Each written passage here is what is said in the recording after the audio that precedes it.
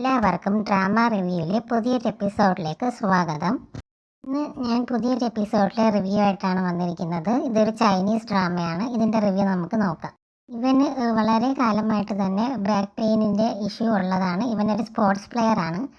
നമുക്കറിയാം ഈ സ്പോർട്സ് പ്ലെയറിനൊക്കെ ഈ ബാക്ക് പെയിന്, ലെഗ് ഇഞ്ചുറി അങ്ങനെ പല തരത്തിലുള്ള ഹെൽത്ത് ഇഷ്യൂസൊക്കെ ഉണ്ടാവും.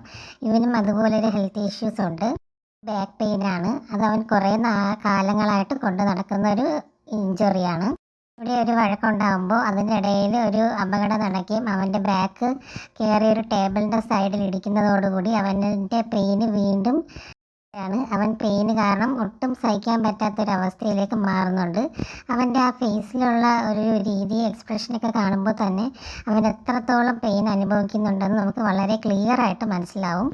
ഈ ഒരു ക്യാരക്ടർ പ്ലേ ചെയ്ത ഈ ആക്ടർ എന്ന് പറയുമ്പോൾ നല്ല രീതിയിൽ തന്നെ ഒരു ബാക്ക് പെയിൻ ഇഞ്ചുറി ഉള്ള ഒരാൾക്ക് എത്രത്തോളം ബുദ്ധിമുട്ടാണ് ഓരോ കാര്യങ്ങൾ ചെയ്യുമ്പോഴും നടക്കുമ്പോഴും ഒക്കെ എങ്ങനെ ബുദ്ധിമുട്ട് ഉണ്ടാകും എന്നുള്ളത് അവരെ ഫേസ് ചെയ്ത് തന്നെ കണ്ടാൽ നമുക്ക് മനസ്സിലാക്കാൻ പറ്റും. അടുത്തൊരു വീഡിയോ ആയിട്ട് വീണ്ടും വരുന്നതായിരിക്കും. താങ്ക്